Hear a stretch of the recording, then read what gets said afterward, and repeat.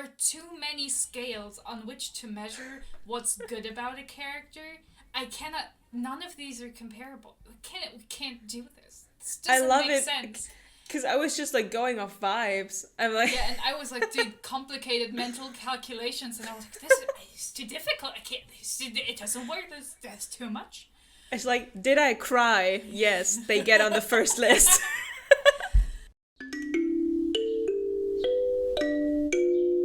Quack. Welcome to the Little Duck Book Club with Duck number 1, Ren and duck number 2. Ada. And today we're doing a non-book centrally related episode. Uh, I love how you phrased that. Yeah, I'm very accurate. We are talking about each of our top 5 characters. Disclaimer, this is the current status, okay? If you had asked us 5 years ago, different list. If you will ask us in 5 years, different lists.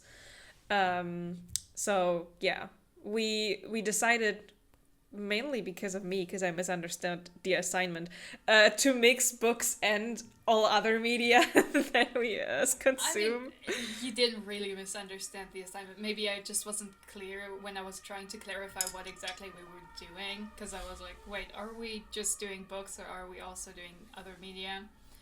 And Look at us being Canadian. Most of my favorite characters are not from books, so I was like, okay, we'll do a different media list as well. So yeah. So I guess we agreed on going from place 5 up to 2, and then after 2 we'll have some honorable mentions because we cannot control ourselves. We'll hold up the little guys who didn't make it onto the list, but who are nonetheless important. Honestly, my original number 1 got thrown off the list because I made an executive decision. So it's not that they didn't make the list. It's because I said, you know what? No. They were on the list, but they got dethroned. They got else coming in. So it was like... Yeah. Do you want to start with your number 5? I can start. Hilariously, like, opposite you, basically almost all of my list is book characters. Because like it should be. Well, disclaimer also. Technically, the entire list should just be original characters that I've written myself. But I'm not subjecting people to this because, like, that's silly. Like, listen, I said you should do it. You didn't want to do it, so I can't force you. Yeah, because it also feels like, well, I'm just, like, mentioning characters who literally nobody else knows, and I would, have to explain a lot, but it's also... Listen, I am working on, like, the mindset of I am cringe, but I am free. But I'm not at this level yet where I'm just like, hey, my top 5 characters of all time, they're all blurbo from my brain, baby. Like, we can't... Honestly, I've been on a very good road to, what did you say, live cringe, live free? It's liberating. You should get there as soon as possible. Is. But also, like, these... Like, a lot of my favorite... They're very personal. Obviously. Yeah, like, if you make something and then you get attached, it's obviously extremely personal. And I'm like...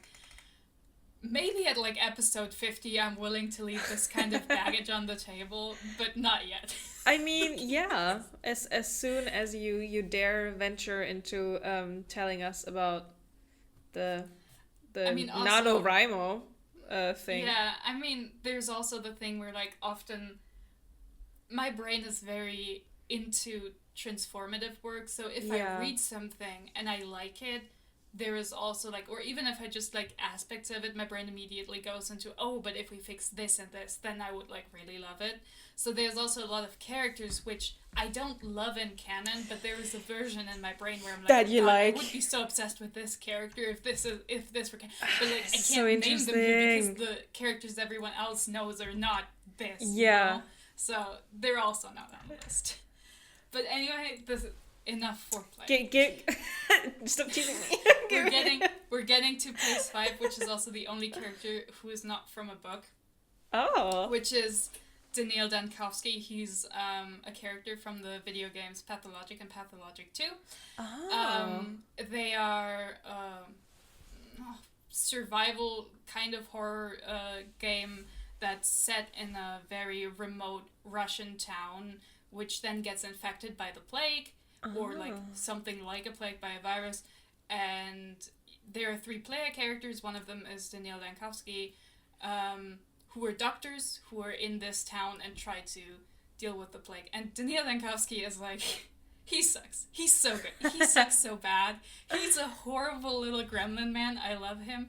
He's the kind of doctor, he came from, like, the capital, and his, like, doctor research is to defeat death because he's a pretentious little asshole. He's like, no, I will defeat death and make, like, people immortal and, like, the ultimate thing any doctor could do, you know? And it's like, but is he a villain in the thing? Well, again, you can play him in Pathologic 1. He's the recommended first player character you choose because there's 3. The second is Artemi Borach, who is like a doctor who's like native to the town, so he went away to study medicine also in like the capital or whatever, but he's native there, and there are some like folksy traditions, and he's like part of that and understands that, and he's working from that angle. And the third is like a magical little girl called Clara, who's like she has even more like of the magical whimsy vibes about her. And like in the whole story it's like, is there a magical component, is there not? You're not sure, but it's like, it's pretty clear there is, and Daniel Dankovsky does not believe in it, so he makes a lot of horrible decisions. He's a very like Reddit atheist vibes. He's a horrible person. He talks so pretentious.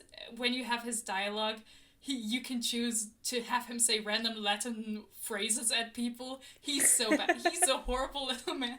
But the good part about the game is that like nobody likes him because he's such a pretentious little fuck. People react like people would, and they're all like, what is wrong with him?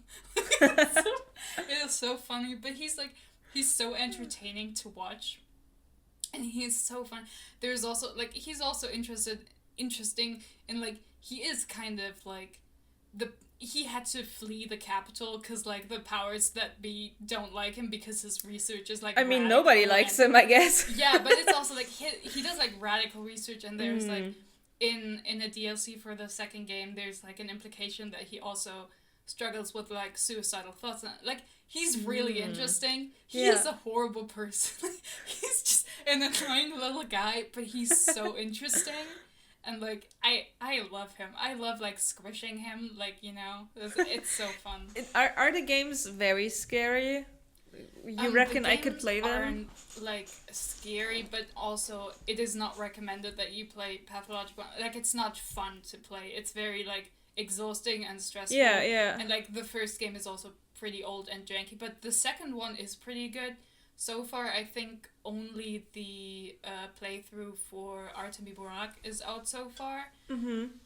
But, like, you're trying to save a city, like, a town from a plague, and you don't have medicine, people are dying all the time, food is scarce, everything sucks, like, at some point the army comes in and threatens everyone, like, and starts shooting sick people. It's pretty bad. Like, I'll have to if take you a look don't at that. solve the plague at, like, I don't know, what was it, day 13 or whatever, the army just, like, levels the entire town. Yeah. It's pretty, like, it's grim. Yeah, but also, I mean... like, it's very philosophical and interesting. I like it because I am also a pretentious fuck, and I love it. Artemi would also be on this list, but I was like, I'm only gonna put, like, one character from, like, each property on there, because otherwise it's like... It's the same thing I said for myself, yeah. And I also think Daniel and Artemi should get married, and many people, scholars on AO3 agree with me, so I'm correct. Scholars on AO3. That's a good one. And also many other scholars agree with me that Daniel Dankovsky is very transgender coded, so, like, I love him. He's my little gremlin man. Support trans rights and also trans wrongs. That's, like, he's doing all the wrongs.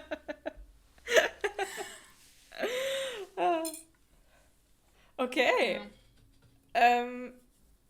My character 5 is one of the only 2 book characters that made it on the list. amazing. Sue me. And that's Nina. Nina Zenik from Six of Crows.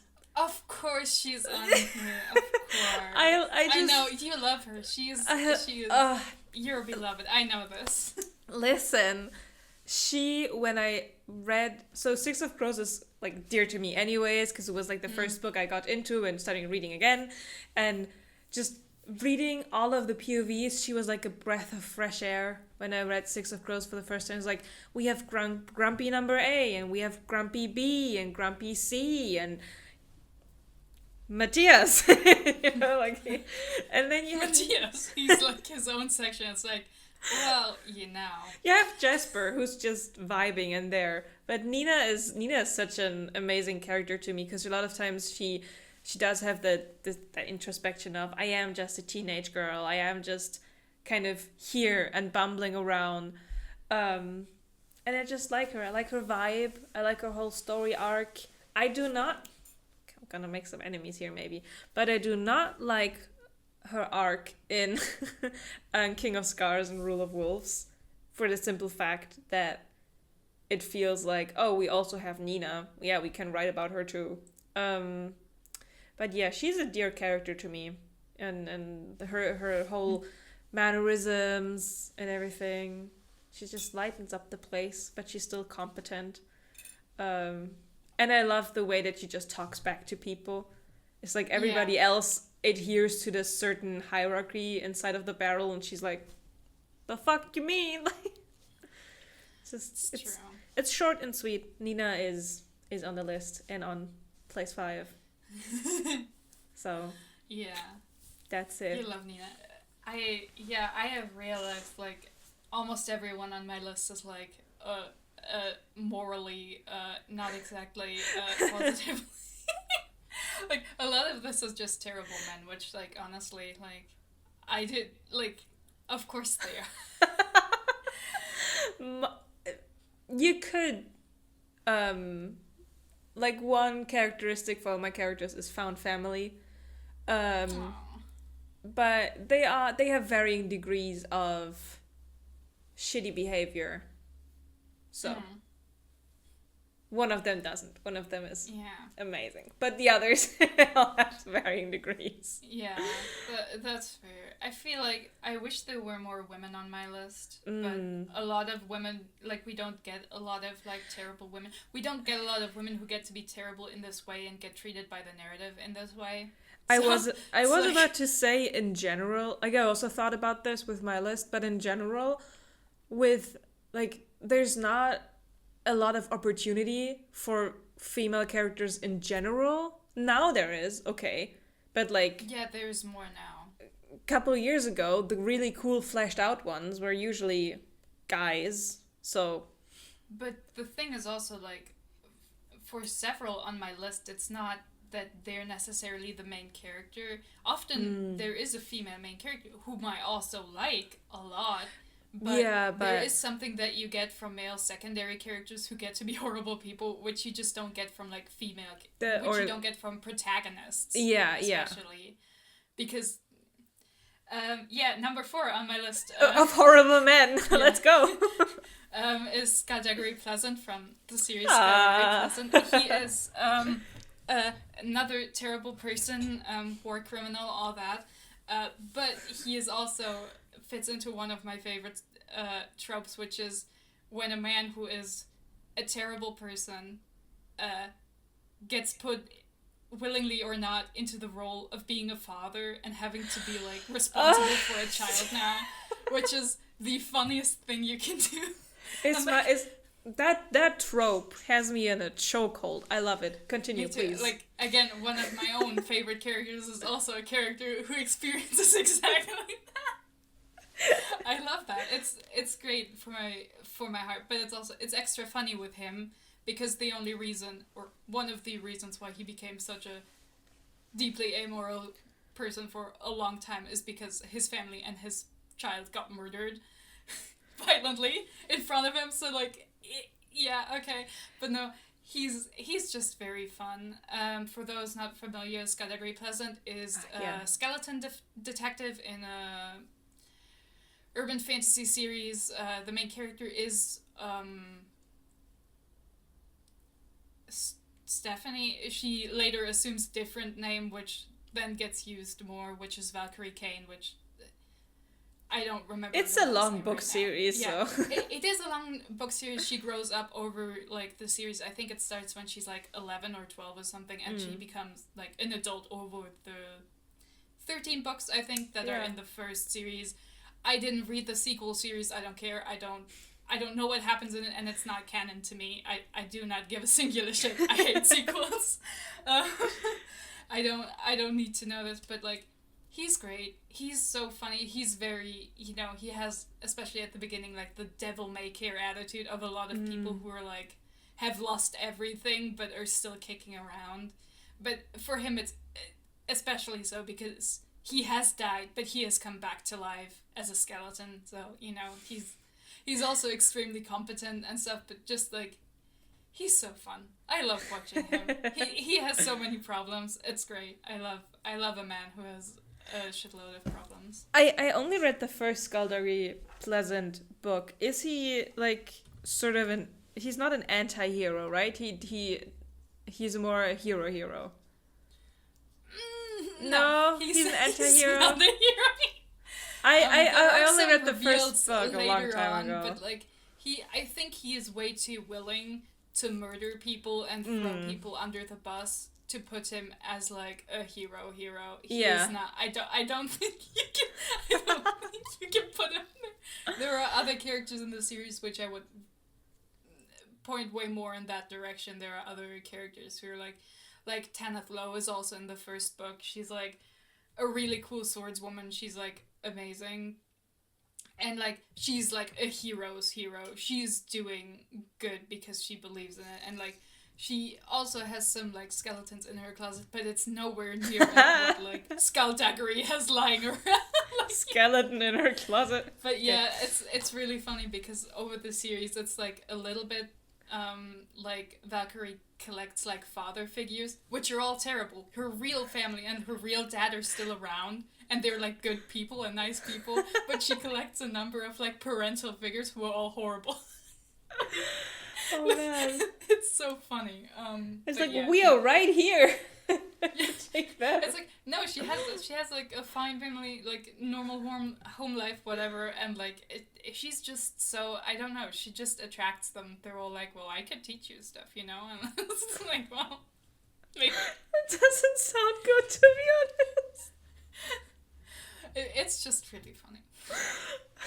I love him. He's like, he fucks up a lot. He does some really bad shit. Like, obviously, it's also like, if, like, an 11-year-old is like, I'm trying to blackmail you into taking her to dangerous places, but, like, her blackmail is not very effective, but you still take her along, I feel like you're probably not a very good person. Yeah. You should not be trusted around children, but I'm also like, well, the child's having fun, like, so what? It's like, is it the correct thing to do? Probably not, but also, like, is it a fun thing to do? Is it a fun thing to read about? Absolutely. Yeah. That's also, I mean, always the distinction of, would I condone this in real life, or is it a fun story to read about? Yeah, I would not condone a several 100-year-old skeleton to take my 11-year-old relative to break into a magical vault which is guarded by very dangerous creatures. I would not allow this, but if this happened in real life, I'd be like, that's crazy, man. It's like Florida man. Florida skeleton stole my child and took her on magical adventures, which almost killed her.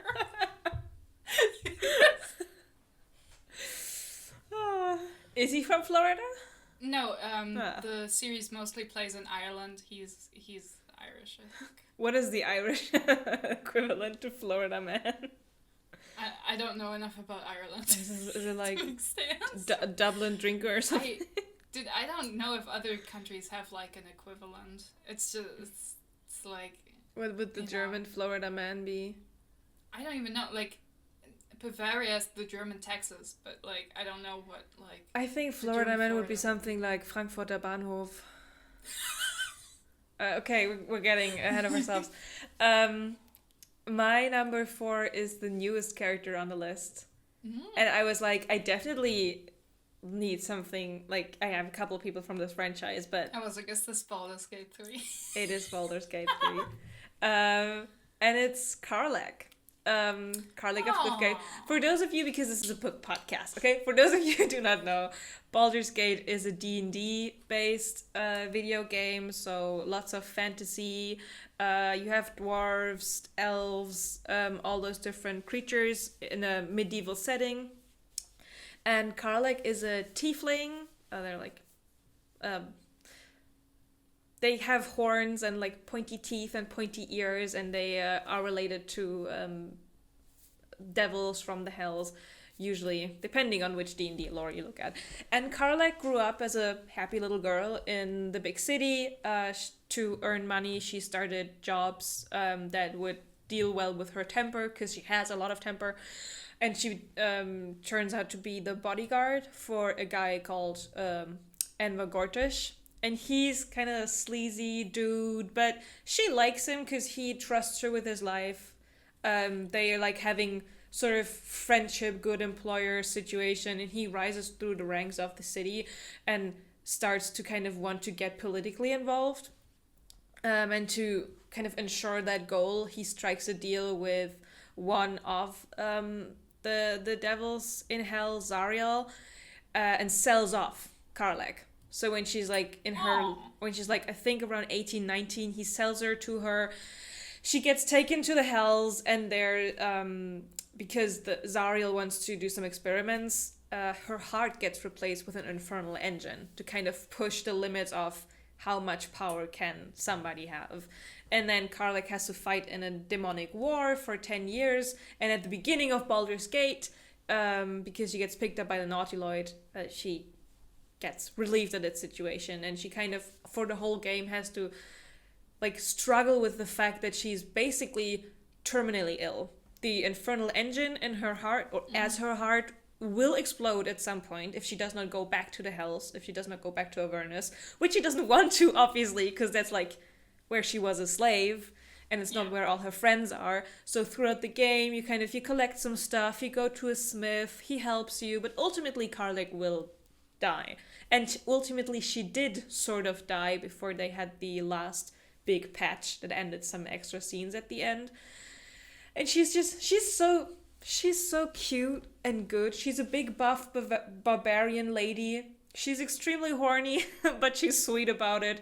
I mean, she wasn't able to touch anyone for 10 years. So as soon as she can like hug you, she's like, fuck yeah, I can fuck again. So she's cute in that area. But the whole thing, how she handles the betrayal, the she's on borrowed time kind of situation at the end of the game.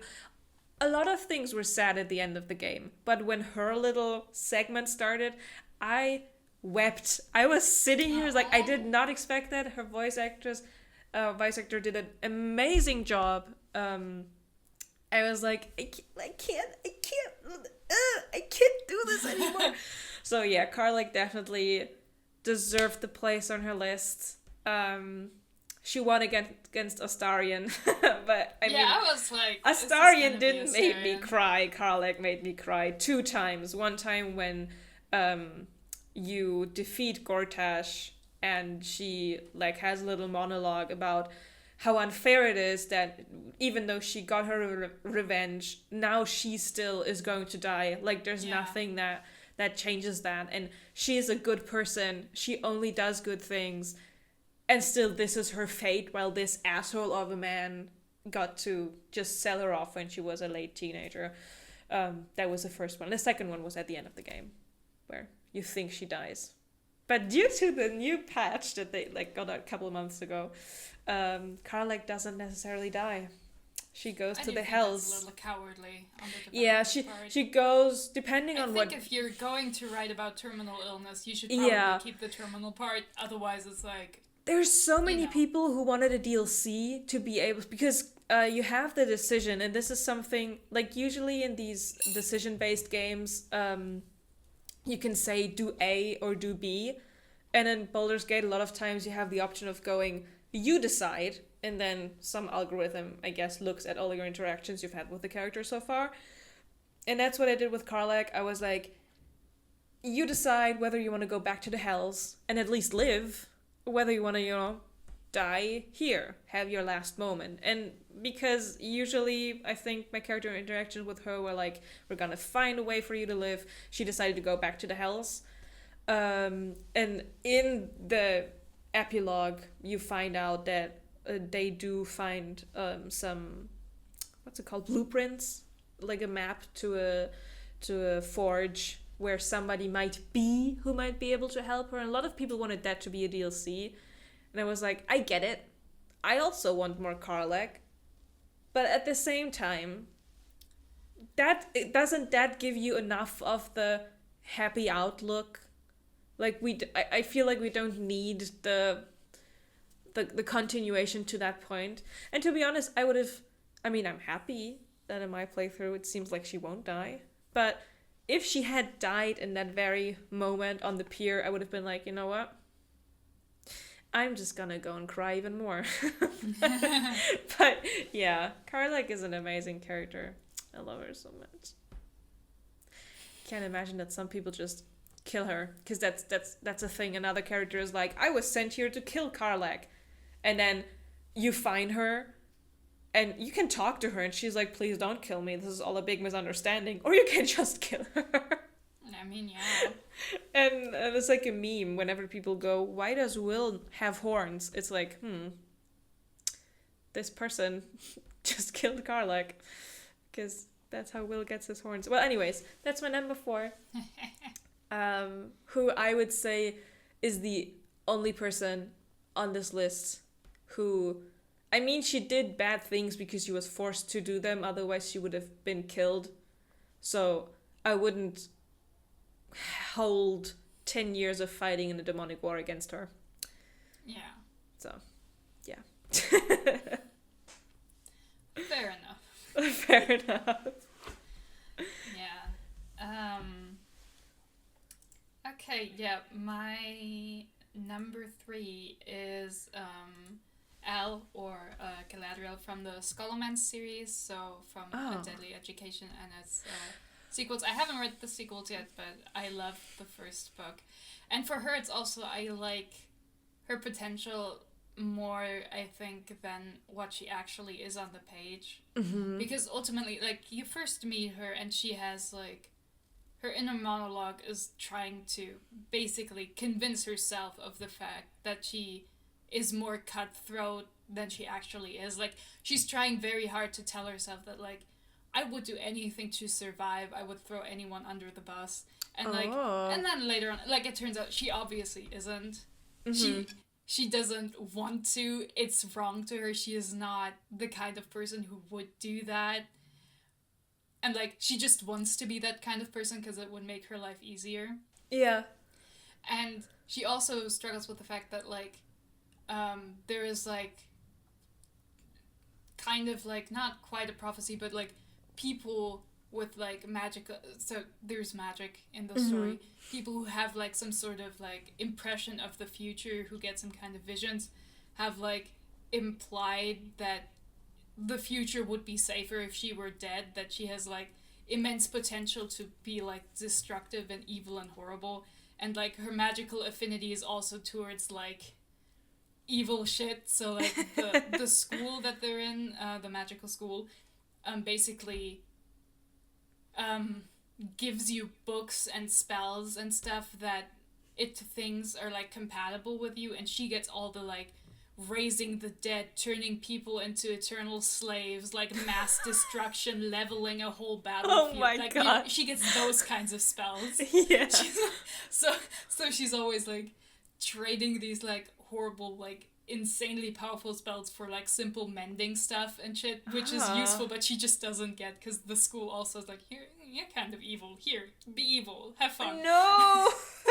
but I think that's what makes her interesting, is that, like, she is meant cosmically to do bad things, but also, and, like, she wishes she could just do them, but she struggles so hard with her own morality.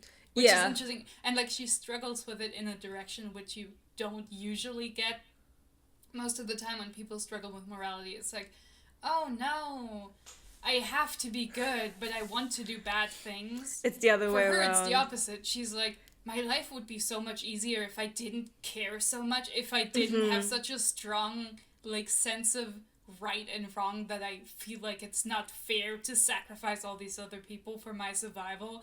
And it's so funny. It's like, it is also so compelling to have someone who is like, I don't want to be good, like, but I don't, like, I can't not do this because I could live with myself if I let these people die, which I think is, like, very fun and very interesting. It is a very interesting concept. I mean, in general, I'm kind of currently not a good person, but I do want to be a good person, but I'm kind of, like, not born to be, but sort of, like, my fated. Inclinations are, like, not towards good things. That's really interesting. How old are the characters in the Deadly Education? I think they're technically adults. I think it's like they're still teenagers. I think they're like 18 or 19 or something. I don't remember. It's not really relevant. I don't think it matters much. No, I was just trying to get a vibe. No, but they're not like adults. Yeah, like I think they get put into the school as like teenagers, and like Galadriel's like almost at graduation, so she's like an adult, I think, already. So I was about to be like, Galadriel, is it Lord of the Rings Galadriel? That's your it is a reference. Her mother was a huge Lord of the Rings fan, and she hates it. She's always like, no, just call me Elle. I hate it. And also there's like a reference that like sometimes for like magical people their like language is very important, so naming your children also has an effect. And she's like, what I'm like is from like the monologue that she has where she's like, oh yeah, if I had the ring I could be great and terrible, and that's what she got. She didn't get like the like good kind part. She's just like, yeah, I'm very powerful and I could be extremely destructive, and like she's also like beautiful and stuff, but also it's very funny. That's cool. Yeah. All right. Now we're going back to video game characters again. So my number 3 is a character from the Mass Effect series, and that's Mordin Solus. Mordin is a Solarian scientist. You meet him in game 2, and he's a companion for the second and the third game. Mordin is when you meet him, he's towards the end of his lifespan. Solarians don't really get older than 40 years, and he's around 35. And he's like this ruthless kind of utilitarian doctor. He has, in my opinion, a lot of humor. He's very sarcastic. But you meet him and you're kind of like, damn, this guy does not really behave like a doctor, because he's shooting people, basically.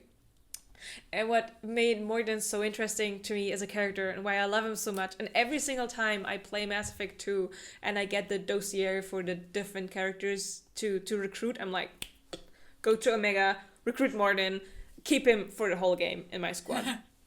He was involved as a scientist, and he's not shy about it, because he has like the opinion of, I did this, it's the consequence is visible. What should I do? I can't, not talk about it. He was one of the scientists who worked on a new version of the genophage, which in the Mass Effect universe is a bioweapon that the Solarians as a species created to not do a complete genocide on a different species, but to keep them small. So the Krogans, like big burly aliens, lots of power but also lots of aggression. They saved basically the whole universe from an invading species, but they kind of propagated too fast in opinion of the other species and kind of took control. And the others didn't like that because they're little shits. So 100 years ago, centuries ago, they started this bioweapon, the genophage, that would basically make a lot of the babies of the Krogans stillborn. They found out the Krogans were kind of, biologically just evolution, getting better in fighting against the genophage, and more babies were born again. So Morden, as part of the scientific team, said, okay, we're gonna work on the genophage, and we're gonna knock out those birth rates down to 0.5 or something. Fuck them kids. Yeah. And he's like, you talk to him and he goes, yeah, I worked on the genophage. And you're like, you did what? And he's like, what do you mean? It's a great achievement in science. I mean, it's not good, but like, yeah, like, great work. Like, you gotta respect the skill it took to do these kind of war crimes, okay? And he has such a, because he's not old, like, you have people on your squad who are in years a lot older than he is, but because of the way that Solarian lifespans goes, he is old. He has such an interesting introspective on a lot of topics. And in the third game, the third game comes for a lot of characters that you love, okay? In the third game, Morden has the opportunity to release a cure for the genophage. He worked on it for years because he does feel bad about what he did, sort of, kind of, yes. And you can take him and a couple of other Krogans to the planet, to Tuchanka, to release it into the atmosphere.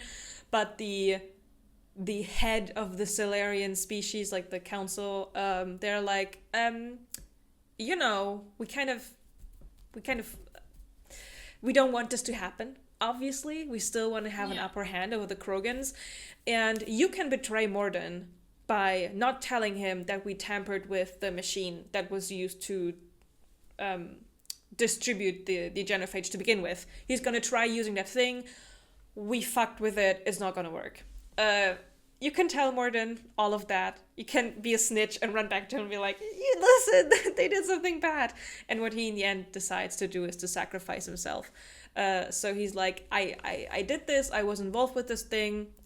Listen, I'm 35, I'm dying in a couple years anyways. This is the only way that it can give a whole species their life back, basically. And then he, you know, goes up the tower, he distributes the cure, but he dies in the process. And that's just always...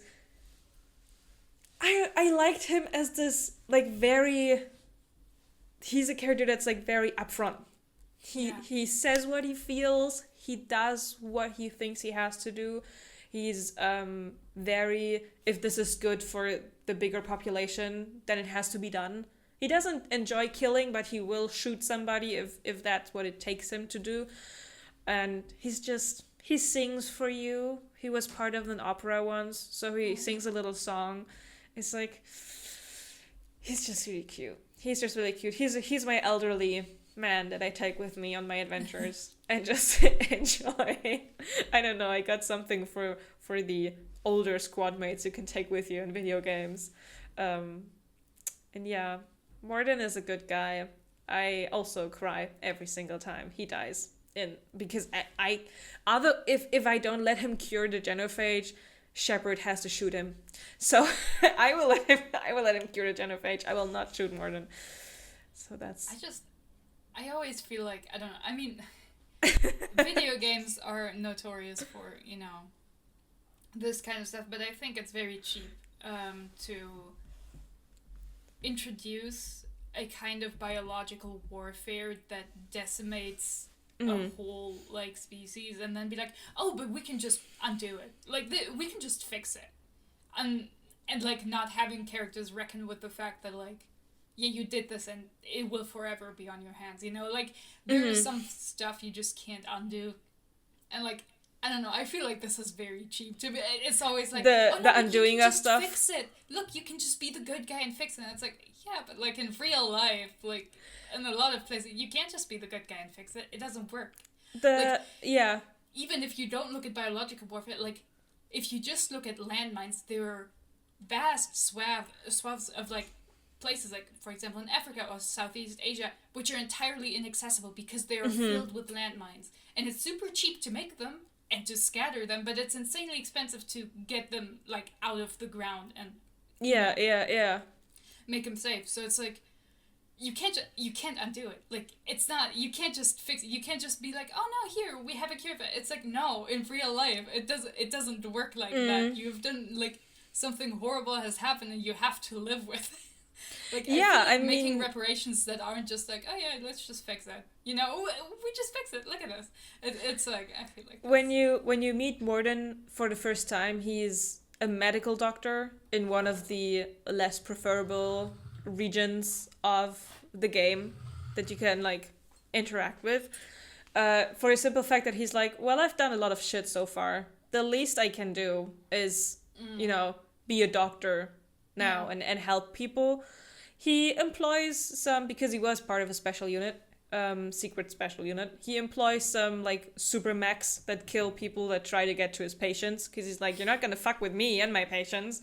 Like, listen, dude.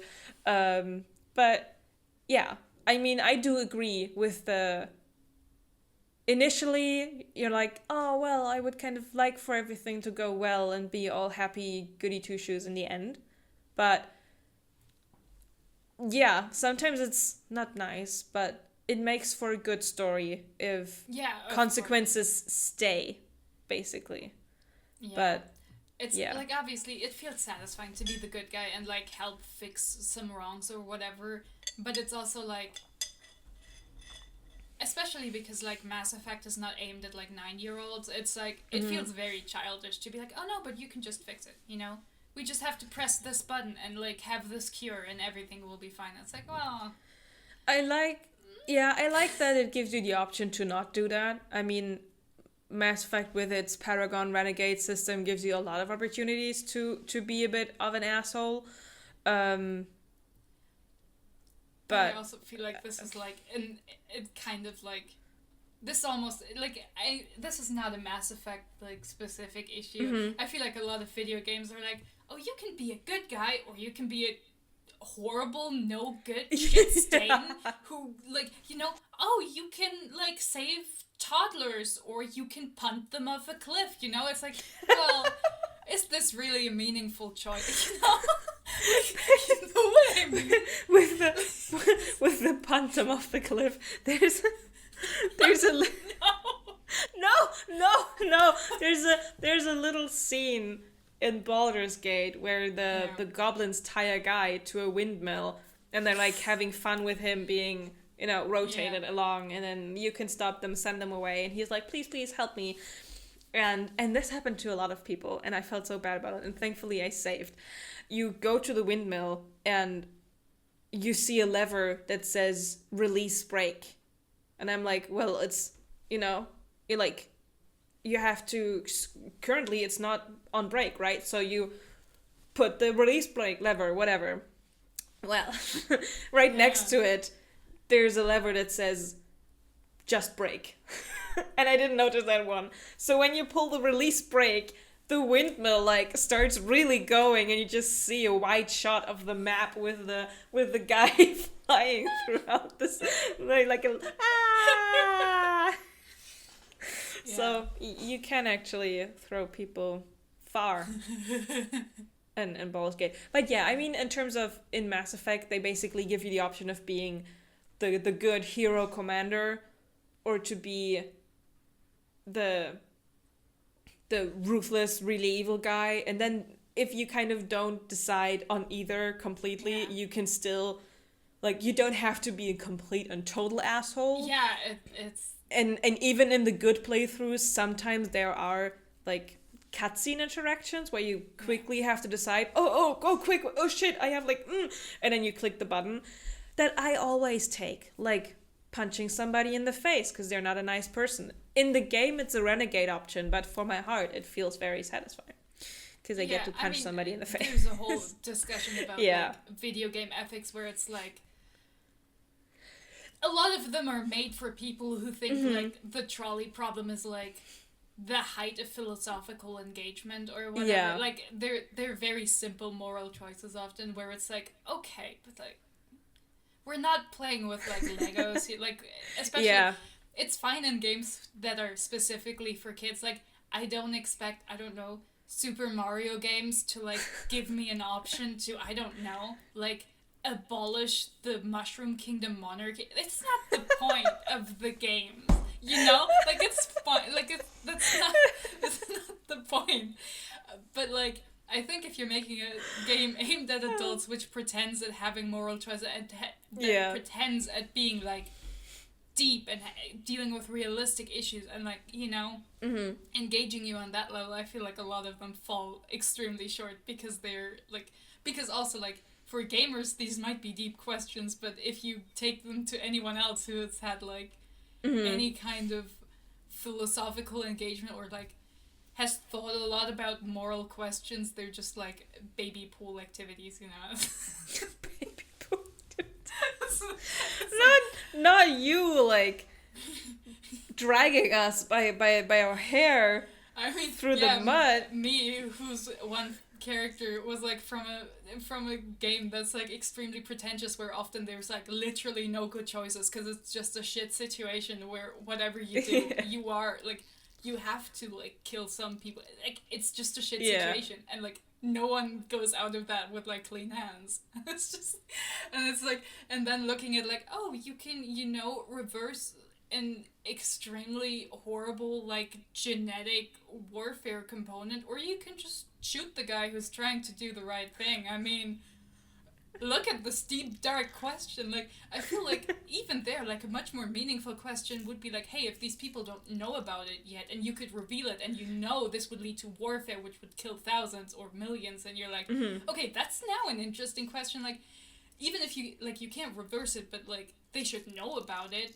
but like this has consequences. Is it the right thing to do to tell them a piece of information that logically they deserve to have, but which you also know will lead to like bloodshed on an insane scale? It's like, well, that's an interesting question with no actual right answer, but be like, hey, you could help these people, or you could just say fuck them and leave. Like, I feel like the most interesting engagement with a topic like that. Yeah, in that genophage thing, in that decision, it's about who you want to recruit basically for the war. It's either you get potentially the Krogans by giving them the cure to genophage, or you get the Solarians by not distributing the cure. So basically the counter's like, if you tell them you fucked it up with us Solarians, we don't care. You're not getting our fleets for anything.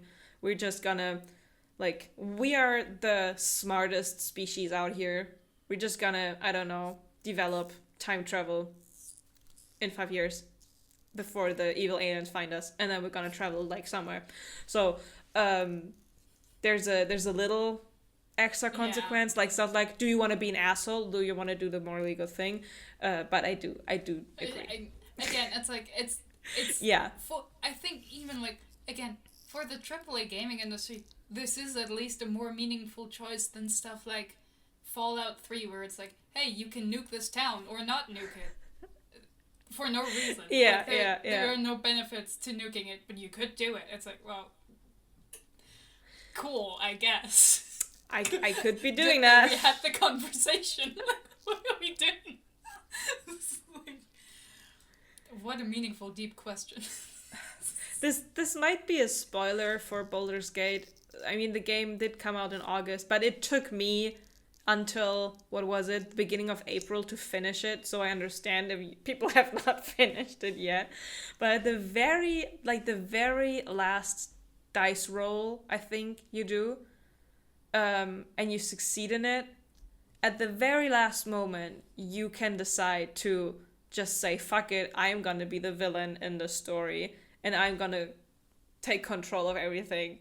And I was like, I mean, yeah, sure, they have to include this in every single playthrough, because obviously, like, even if you only did good decisions so far, you still get to have the decision to become the next evil dictator.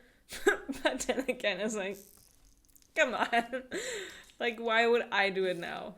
But also, it's like, why is this dependent on one dice roll? You know what I mean? It's like, no, it's not in terms of if you get the dice roll, but it's like after the very last thing you defeat the brain, the very last thing you can now do is control it or destroy it.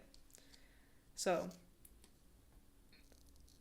yeah, but it's like, when it's just one decision that determines like a very insanely meaningful part of a story. That's what like, I was like, sure, they have to include it in some sort of way, but it would make a lot more sense if they were certain decisions you would make alongside the game that then gave you even the opportunity to do this. But that's video game dynamics for you. It is what it but is. Yeah, that reminded me of that. So it do be like that. It do be like that.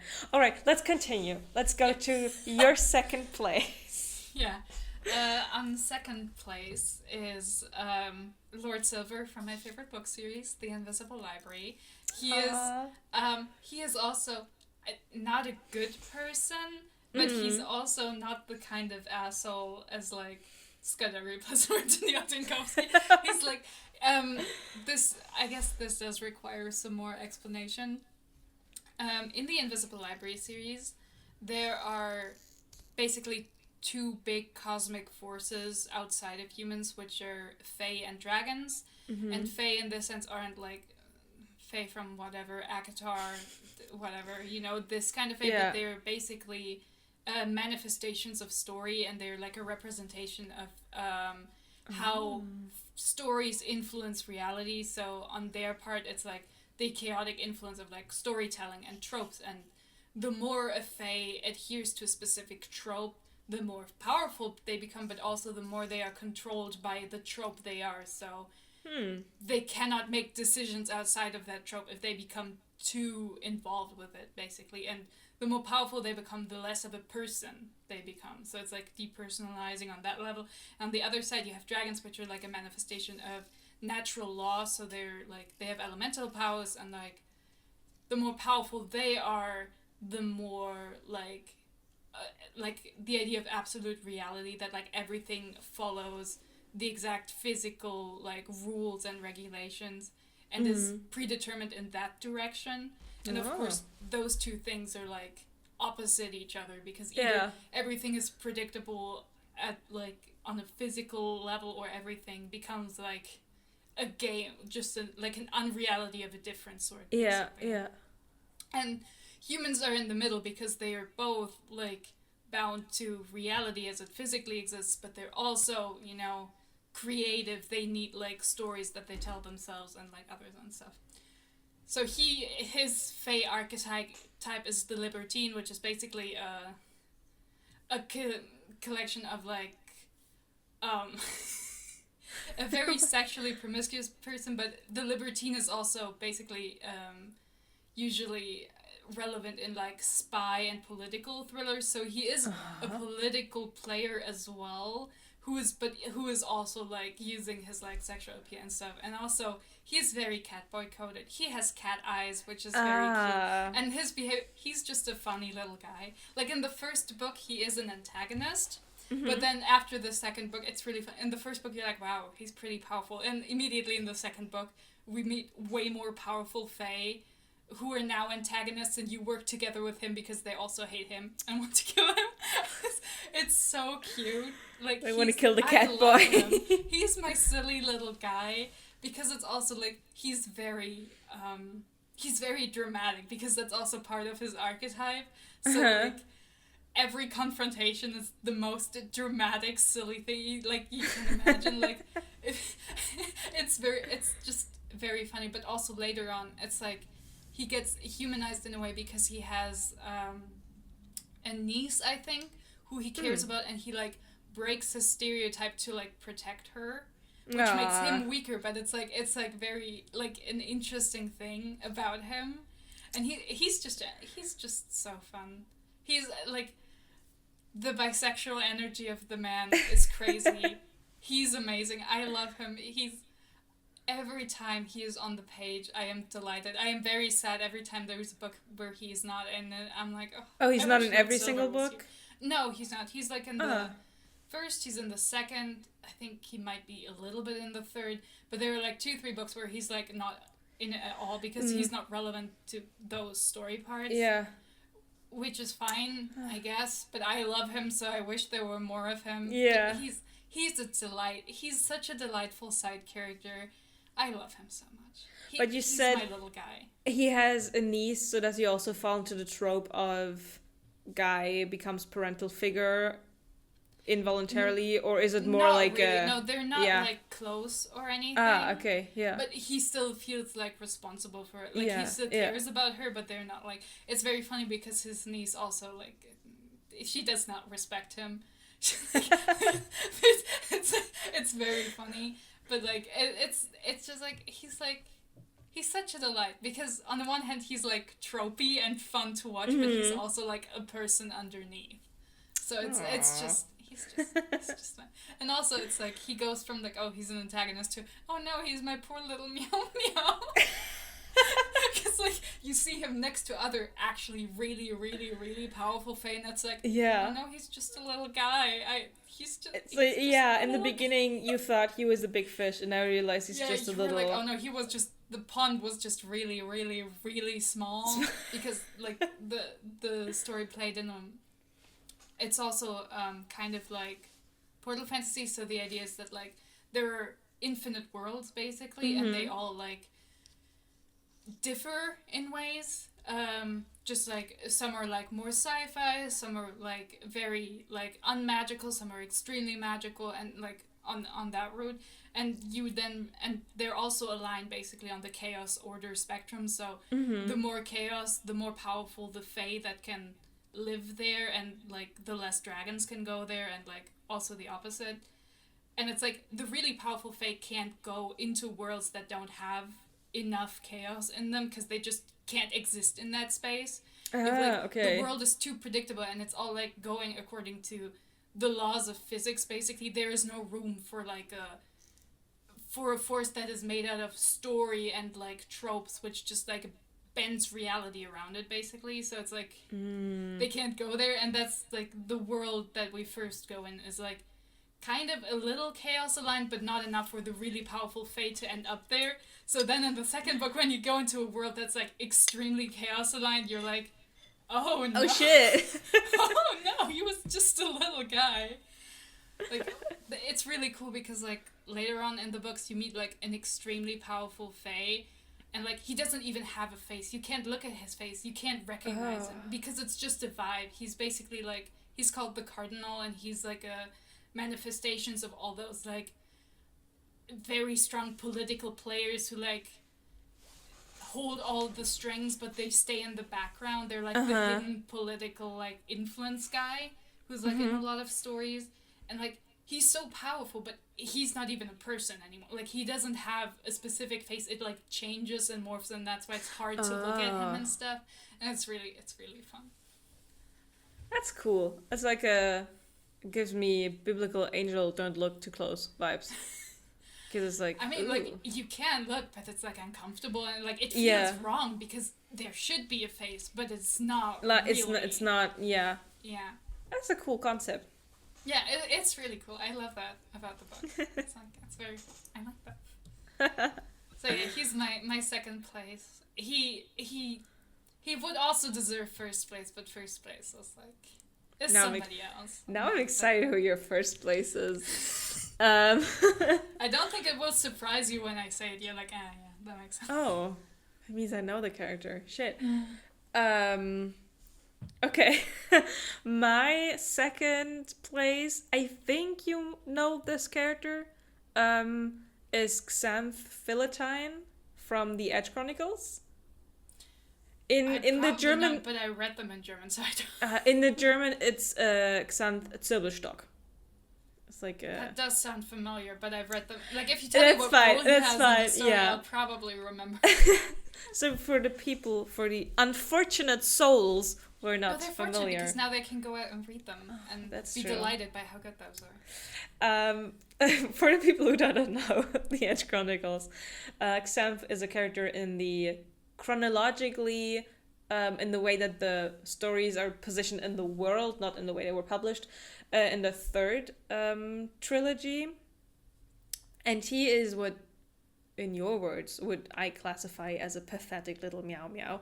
Xanth is part of like the evil, comically evil guys He's a young, ambitious character, and he does kind of yearn for not to sit in the dark, evil tower, and he would like to go to the deep woods and to see the free glades, because he is talking to a prisoner who was the high academe, who was friends with a lot of adventurers, and he kind of tells them all the stories. So Xanth kind of bullshits his evil employer and goes, hey, instead of killing all the young, bright-minded people right here in the city, why not follow them through their perilous journey through the woods to find out where the free glades actually are, so we can then, fuck them up. So Xanth just that. He's kind of the evil character lurking in the background, and you're constantly like, oh no, he's still on their tail, like what will happen? And then he gets to the free glades, and he is, like, the people believe him. He's like, oh, we were attacked, and they're like, oh, thank God you made it here. And he's like taken aback. He's like, these people are ridiculously naive and like helpful. He's like, you shouldn't do that. I have not been taught that you do that. So he studies to become a librarian knight, and he does enjoy the whole thing. But at the same time, he's still a spy for an evil guy, and people die due to the things the secrets that he tells the evil parties, and it kind of like comes to a height when the main character, who at this point is his best friend, gets hurt in an ambush, and while the main character is healing from that ambush, Xanth goes up to him and confesses the whole, hi, I'm a traitor, because of me a lot of people are dead thing, and he goes back to big bad evil guy. At the end of the first book of the trilogy, the main character, Rook, comes back to liberate that prisoner that Xanth was always talking to. And they kind of recognize each other, even though they kind of look a little bit different because it's been a couple of weeks. Yeah. But Xanth helps Rook and the prisoner, who's Kolquap, escape.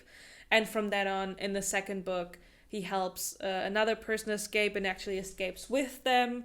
And then in the third book, he has to go through this huge trial of, a literal trial, a court trial, of people coming forward and talking about his good deeds, but also the bad things happening to him. And basically nobody is there to talk about the good experiences with him, because person number 1 is in the infirmary unconscious, and person number 2 got their memories wiped. And person number 3 is the prisoner, who is like, listen, I would love to tell them about the good things, but technically you were my prison guard. That's the only thing I know. So it's just him sitting in front of this mind reading kobold that they have, and that mind reader going, I can see it in your heart, you are a good person that has been severely misguided because you were young, literally a child. Yeah. So fight with us. And that is then in the end what he does. He's like, finally I can show people that I'm a good person.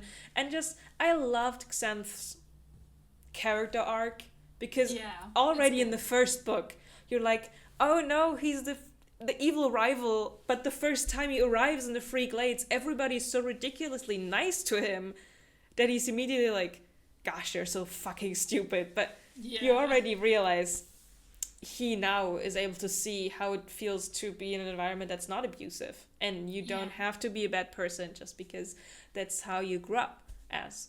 So Xanth he's a nice character. I really, really like him.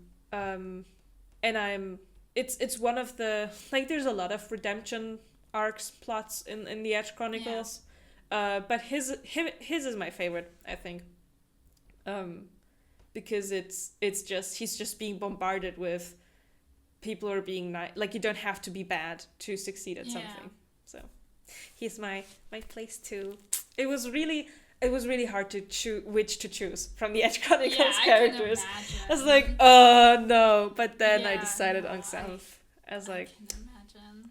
It was a hard fight between him and 2 honorable mentions, but he won. It's like little hard character. With that being said, let's get to the honorable mentions. I'd say. Let's go. Just want to rapid fire them, or do you want to say like small? I don't know how much we want to say about them because, like you said, you had like 9 honorable mentions. So like, I don't want to talk much about them. Maybe why they didn't make it into top 5. That would be interesting, or why you like them but not as much, but not like maybe not explaining where they come from, or just fair enough. Should I start? Okay, I can do it. Just do my whole list. Yeah, just go through the list. Okay, so the other 2 from the Edge Chronicles were Calquapple Pentafruxus. He's from the first trilogy. Love him to gods, but Xanth was just cooler. We have also Quintinius Virginix, main character of the first trilogy. This was a tight one, okay, but Quint does some problematic shit when he's an adult. I was like, I like Xanth more. Then we get to Dragon Age. Andraste was on the list.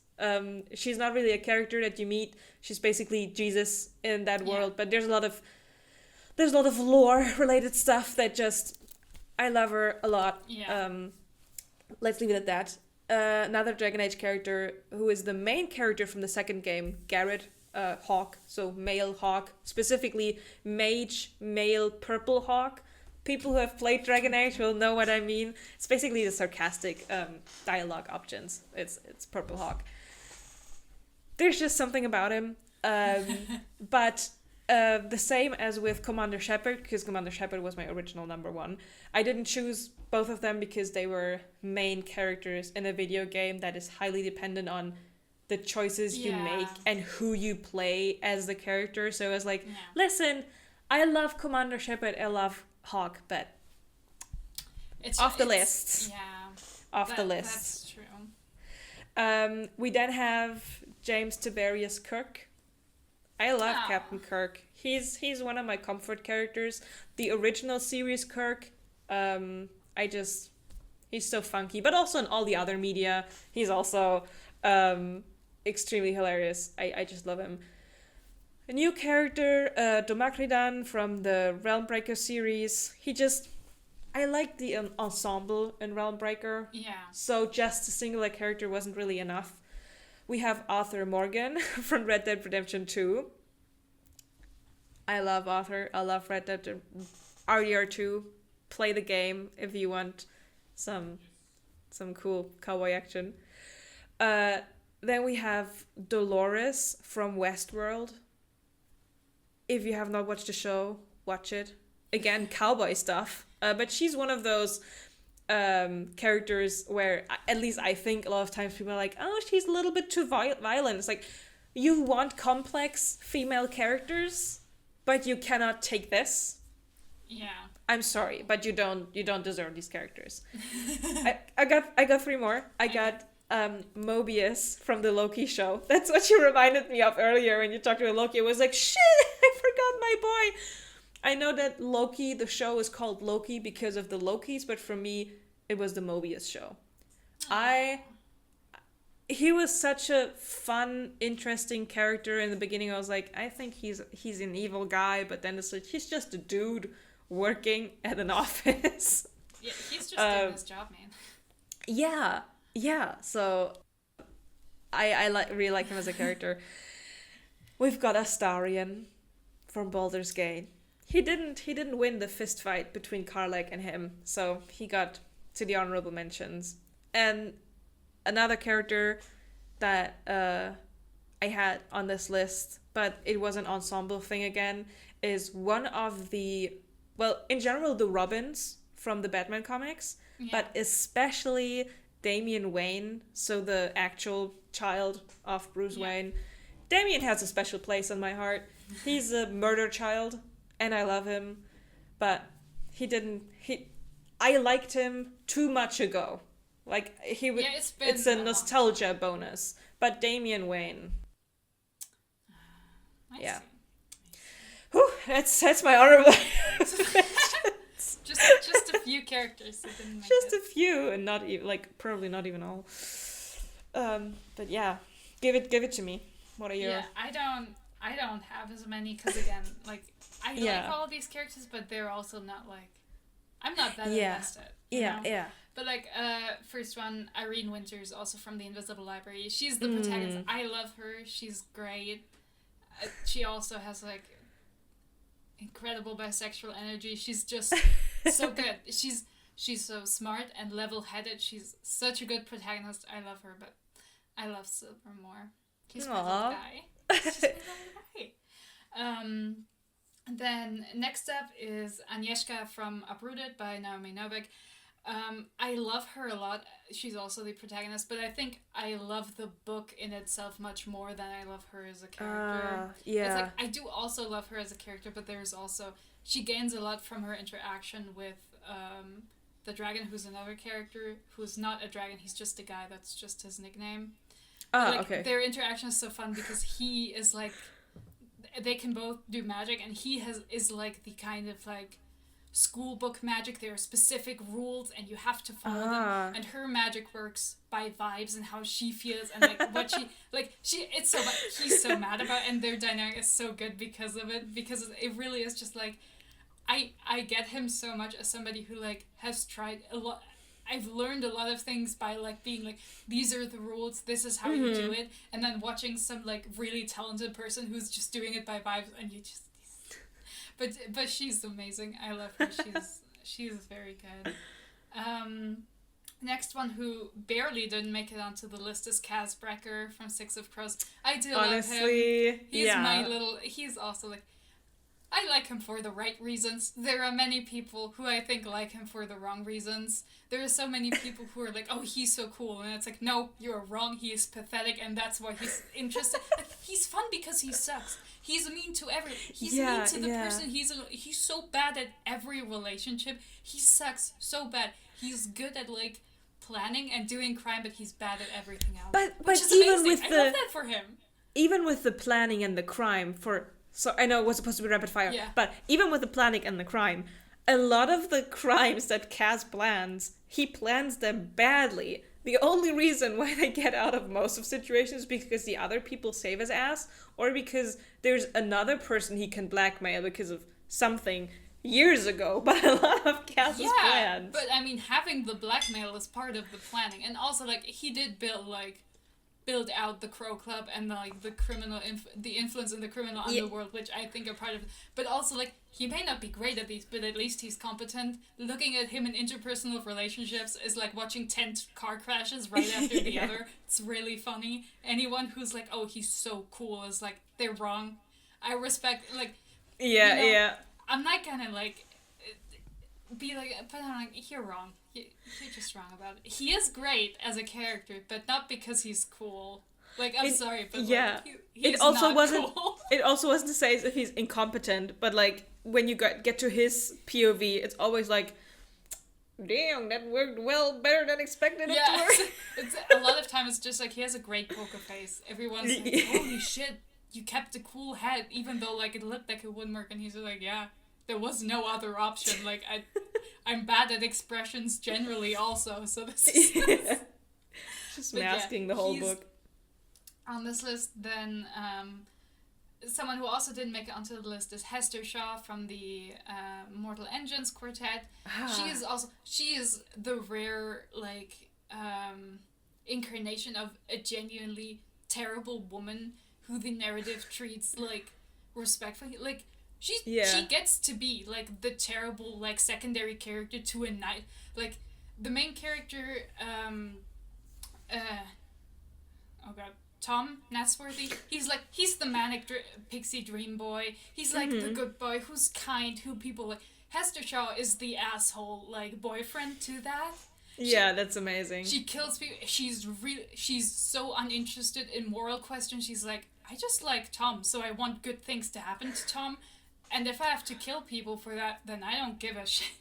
And like, that's a good dynamic, yeah. Yeah, and also I really respect that the author was like, no, she would not be a good parent, and she would not be a good mother, and he's not like shoehorning her into being like a motherly, kind person when they do have a kid. It's like, no, she's still an asshole, and I love that for her. But I also love a lot of like the conceptual stuff about her a lot more than her as a character. Like I do love her, she's great, but it's also she's not like, one of my favorites. Yeah. And also on this list is the only other person from a video game, which is Cynthia from Pokemon. She also doesn't get she doesn't have that much characterization in the games, but she's so cool. And she's the Pokemon champion, and her team is so hard. She's one of the hardest Pokemon champions to beat ever. Like she really just like from the stats, she's so hard to beat, and she's so cool. She's just amazing. Which Pokemon does she have? Like which kind? No, she has a mix of everything. Like that's a lot of the champions get to have like a balanced team. So she has some like dark type. Her main her flagship Pokemon is Garchomp, which is like a shark dragon. It's so cool. Like she's just so cool. And like during the game, she like helps you with stuff. She's like she's like so cool, but she's also kind and like interesting. I love her. And her she looks so cool too. She's just so cool, man. She's so cool. But yeah, that's it. There are other characters where I'm like, oh, they look so cool. Like Cheshire Cat from Pandora Hearts is also not really that much of a character. He's a cat boy. He used to be a cat, and then like he like became like a person, but he's still just a little cat boy. I love him. He's just a little He looks so cute. His design is so good. I love him. He's just a little guy. But it's like, I just love cats, man. Like, I don't know what to tell him. He's also, like, he's not really that much of a character. Like, he's a side character. Yeah, I love him. He's a little cat boy. But yeah. The little cat boy guy. That's it for me. So. That's it for you. Drum roll. I want to know who your number one is. So, number one on this list is Victor Vale, the main character of Vicious. Yeah, I told you would be like, yeah, that makes sense. I love him. He's another one of those people he is, I would say, the opposite of Galadriel in the sense that he's like, he just doesn't really have any moral compulsions at all. He has, like, a best friend who's a very nice girl. She's, like, whatever. And he's trying to be, like, a normal, respectable person for her. Eventually she dies, and he's just like, okay, I don't need to bother anymore. Yeah. And, like didn't he also have a crush on her? A little bit? Yeah, kind of, but it's like... It felt more like a comp-head crush. Yeah, genuinely, it felt like that. This is the one person who's important to me, and like men are supposed to be attracted to women, so you know that's what I'm doing. It did not feel like a meaningful like part of their relationship, really. And, like, he's so fun. He's trying so hard to be a normal person in like the past part of the narrative, and like it doesn't work for him. He's just like he's just an asshole. I love him. He's very smart. He's the right kind of person for like a revenge driven narrative. He's great. He's a great foil for Eli, whom I hate so much. Like he's made so hateable by the narrative. He's everything I hate in any man. Honestly, I still like Eli conceptually as a character. I like him conceptually. What is he doing again? When I read it, I'm like, oh, I need this man to die. Like his hypocrisy and his like religiosity put me off so hard. I'm like, dude, I cannot stand it. Honestly, I would have liked to hear a little bit more about Eli and Victor. Also together, but yeah. Victor is also a horrible man who becomes a father without wanting to. He also is then responsible for like a little girl who he picks her up to idolize her. Yeah, he on the side of the road, right? Yeah. Like a stray. Eli tried to kill her. It's great. Like, yeah, he's also an unwilling father, and like he's trying, but like, and he also has like some trauma of his own. It's great. I love him. He's such a good character. He's my little guy, my little 3-year-old guy. When I read Vicious, I read it on my flight to the US. It was like 9 hours straight up eating and reading and going to the toilet on a plane and then eating and reading again. And I was just constantly like, if somebody's looking over my shoulder right now and reading at some points it was like, oh my god. Like, I can't read what this Victor dude is doing. But yeah, I totally get Victor as a favorite character. I have not read the other books yet, and I don't know if I will. I won't. I have heard nothing but mediocre to bad things about Vengeful, and like Vicious is such an obvious standalone that does not need a sequel at all, and is quite frankly cheapened by a sequel. It's like, why would there be what's the point? Why would there be a sequel? I don't understand. It's just, it ties together so nicely, and also the edition that I have has these blacked out words on the front of it. Oh, that's and so I didn't get it. I was like, until okay, I guess he does blackout poetry. I guess I'll find out when I read the book. And then when I was done with the book and I closed it, I was like, oh, now I get it. Yeah. So yeah, no, I completely understand. I thought about Vicious, but I was like, I like the interplay between Victor and Eli together. As your taste in characters veers a lot more towards nice people than mine. Yeah, and if we look at the singular character, yes. Yeah. What am I can't even deny it. Yeah, no, we like what we like. It's just we like what you like. Well, coming to my number one, apparently, I like the elderly. No, he's not elderly. But the elderly. My favorite. He's not. Though there was some fan art that the BioWare account reposted. My number one is Varric from Dragon Age 2. Technically, he's also in Dragon Age Inquisition and in some other Dragon Age media. But he turned from a character that was like, okay, whatever, let's go, let's just fucking go, to, again, sobbing in front of my screen when I played Dragon Age Inquisition. Varric is a dwarf. He's an author. He's actually the character that I took as like a blueprint for my D&D character, because I was like, I like this dude so much. I want to play a version of him without the trauma. He is an author. He just basically seeks out adventure and stuff to then write about in his books, and he ropes you as the main character into an expedition underground, like dangerous caves, together with his brother. And his brother, they're like Indiana Jones kind of cursed object. His brother picks something up that possesses him, and in the end Varric will have to end up killing his brother throughout the second game. And then he's like kind of the dad, the cool uncle of the squad of the group, and he's this one character that you can go to and ask for advice. He gives sound advice. He is a good person, but I'd say he's somewhere like good neutral to neutral, because he's not necessarily like gonna sacrifice the happiness of his friends for the realm. Mm-hmm.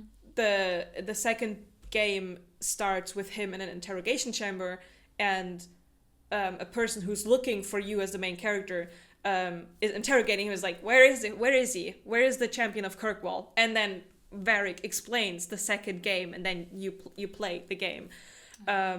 And he doesn't tell her he doesn't tell Cassandra where the champion of Kirkwall is. And in Dragon Age Inquisition, you find out that Cassandra wanted that guy, or girl, depending on who you play, to be the leader of the Inquisition. But because Varric's like, no, my friend went through enough trauma already. Yeah. Hundreds and thousands of people die because there's nobody there to lead the Inquisition until the Inquisitor comes along in the third game. And he's like, don't you fucking blame this on me. You could have looked harder. You could have just not stopped after interrogating me. Like, I just, protected a friend. And that's why I like Varric so much. That's like his number one. Protect his friends, protect the people who are dear to him. He still does what you would expect a good person to do. But on the bottom line, what he wants is for everybody to be safe and sound. And he's just such a nice dude. And I'm not the only person who thinks this, but BioWare was a pack of pussies for not letting us romance Varric. Needs to be said. A cute dwarven guy or dwarven lady in Inquisition? Why not let us romance Varric? Like, I understand not letting us romance him in the second game, because it's like, he's like the one character you cannot romance. He's like your best buddy. He's like, you're so thick. But Inquisition, come on. He got a huge overhaul in the visuals in Inquisition. So let me romance the now I want to fuck him. I don't know. Let me romance the dwarf who's got his whole chest out, you know? But yeah, Varric, he won the Dragon Age characters fight. And he then, when I looked at the list, also won the the whole list. So yeah, that's currently my favorite character. I have to say currently sounds kind of funny, because I bought Dragon Age Inquisition in 2014 or something. So it's 10 been years. a few years. He's been there for a few years. Yeah. I mean, I would also say, it's like, again, looking at the list, I'm like, yeah, out of this list, Victor Vale is my favorite, but saying that Victor Vale is my overall favorite character from anything ever feels wrong to me. Yeah. This doesn't sound correct to me. I'm just like, either I'm forgetting people, or there's something about...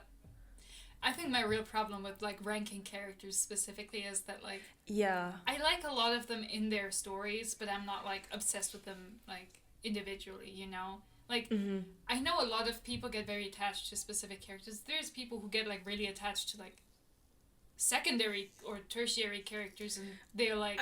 I they're mean, obsessed. yeah. They're good for them. Like, really good for them. Like, I'm glad they're having fun. But, like...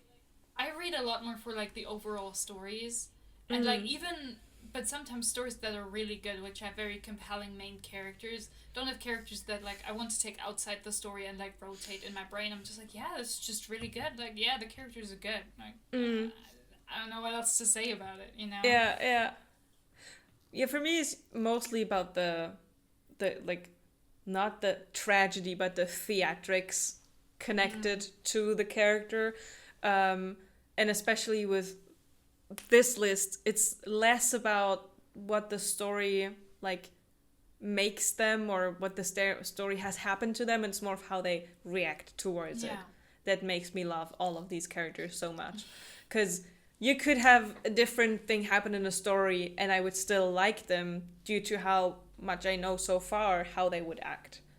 Opposed to if the story was different and they do something completely different and it's like, why should they do that? But yeah, I mean, when we discussed this, you also brought up the design of a character, like the visual design, you know, you like... Like, I'm huge, like, I mean, as somebody who does draw occasionally, I have very strong opinions on, like, visual design. There's some characters I mean, that's also a huge part of why I like Cynthia from Pokemon so much. Her design's just really good. She looks so cool. Cheshire Cat from Pandora Hearts looks so cool. He's such a fun cat. Like, he's so good. And, like, Chizuki Sari is so good. Like, there's some characters where I'm like, okay, they're not, like... I wrote this to you. I was like, I can't put Bowser Jr. on the list. I love him.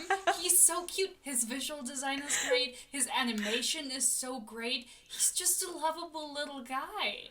But he's not what I would call a character in that sense. So it feels wrong to put him on any list at all for that, you know? Or there's a lot of characters from, like, anime and manga where I'm like, I love these characters' design, but, like, the writing is, like, not that compelling that I would put it up against Victor Vale. Like, it's just not the same at all, you know? Yeah.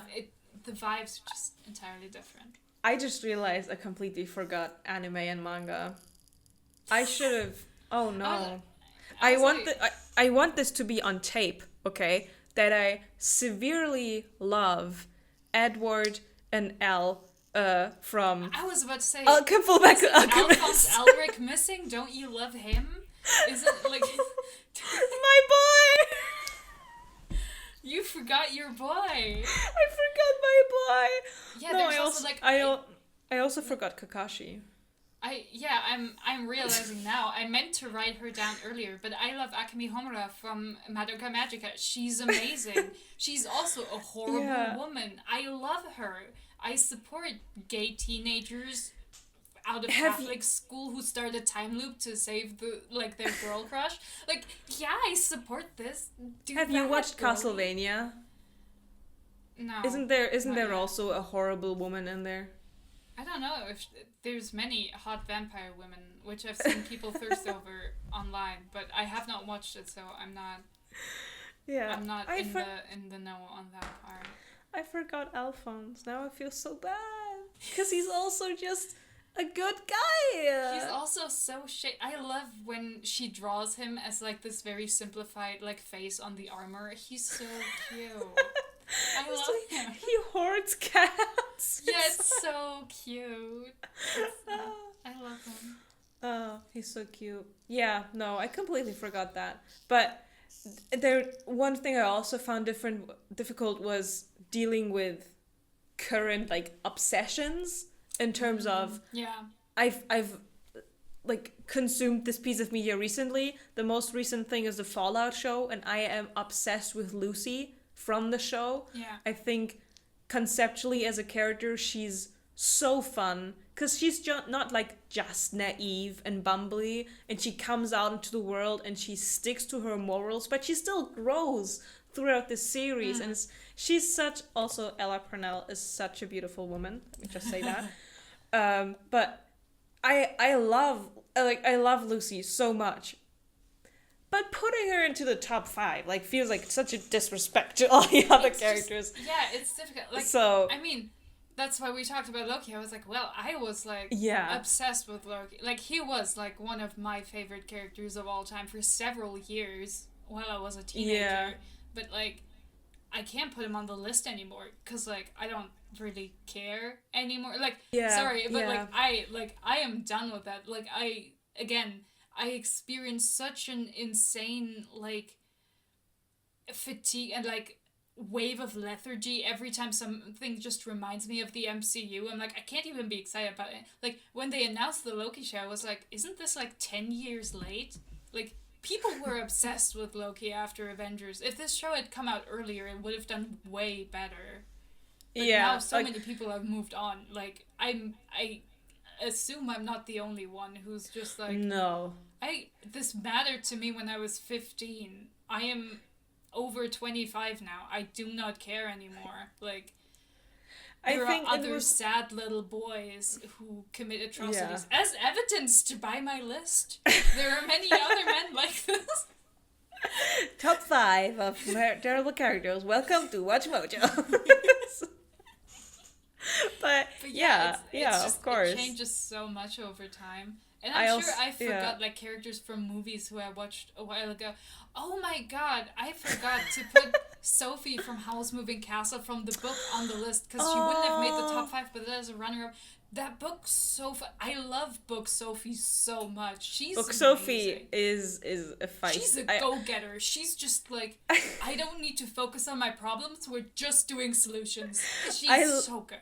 I'm not done with it yet because it's like I kind of read it as a refresher and rebreather whenever I'm done with something I'm reading currently. But just when I read the beginning and then movie Sophie gets over, being turned into an old woman quite quickly. Book Sophie is even harder on this. Book Sophie's like, oh well, I just gotta go. It's also like I also just like. I like a book Howl way more, like movie Howl, like a romantic hero, whatever. Look He's how more it's pathetic. so funny. He's just a guy from Wales. He just fell into fits every time in the fucking movie when he goes through the black door and like disappears. Yeah. In the book, he's just going to Wales. He's just going home and hanging out with his nephews and having a sister calling him bumfuck idiot who doesn't do anything because he doesn't have a job. Like, I cannot express enough how funny he's like, it is. He's just like such some guy. He's such a frat dude in the book, and Sophie like whips him to shape so well. It's so funny. Like their dynamic is so much funnier in the book. It's amazing. It's so good. One thing I also didn't write down for the same reason of like you with the Loki show was characters from Star Wars, because there's so many characters in the Star Wars franchise that I'm like, you really grew onto my heart, and nobody can ever make me hate Rey. I'm saying this right now. Yeah. Nobody can ever make me hate her, because I love her too much for that. But the same way, the most recent one I watched was the Ahsoka one, the Ahsoka TV show, and I loved it for the homoerotic subtext of the two girlies fighting each other. But it wasn't because I love Ahsoka so much or anything like that. So yeah, lots of Star Wars character really close to my heart. Cassian Andor is a character that I'm like, damn, that's a well-written dude. But yeah, if you had asked me like 2016, 2017, I would have a definite answer. But now it does change. These things it does change a lot. It's so interesting to do this in like another 5 years. Yeah, I'd be like, we should revisit that at some point. But next time when we're doing a top 5, we need to do something more specific than just characters. We can't be this vague again. It's not good for my mental health. I was struggling. No, I was just like, dude, but what criteria? Because my brain is like likes to be very specific. Because I know there are too many scales on which to measure what's good about a character. None of these are comparable. We can't do this. I love it because I was just like going off vibes. I'm like, yeah, and I was like doing complicated mental calculations, and I was like, this is too difficult. I can't. It doesn't work. That's too much. It's like, did I cry? Yes, they get on the first list. And then it's just vibes was from I emotionally damaged? Yes? No? Was I personally victimized? That said a bit more about me than I would love. Well. I think we've gone in depth about this topic. Yeah, I mean, like, I could go off counting, like, 20 more characters, but I feel like that would get off the rails a little bit. Yeah. It was about the five good ones. The 5 goats. Yeah. The goats. All right. By the way, I realized both of our first characters started with a V, so I thought it was kind of fun. What does it mean? What does it mean? With that being said, thank you for listening to our rambling. Yeah, if you want to, you can share your favorite characters below. Please. And you can also make comments about how good or bad you think our taste is. Please don't. No, but seriously, 5 characters, or just best favorite characters in general. Yeah. I'd be so interested in that. I'm also curious. Yeah. Because, like, sometimes your favorite character is from something you think is not good, but the character is good. Yeah. Like, that's... Listen, Kurt Hummel from Glee? Please. Sue Sylvester? We're gonna finish the episode with that. I love this because I have never watched Glee, so I have no idea who these people are. Kurt is the gay dude, and Sue Sylvester is the sports teacher, the evil woman with the gray hair, short. I don't know. I'm gonna say I have not watched Glee. I have no context for any of this. That's great. Thank you for listening. Bye-bye. Bye-bye.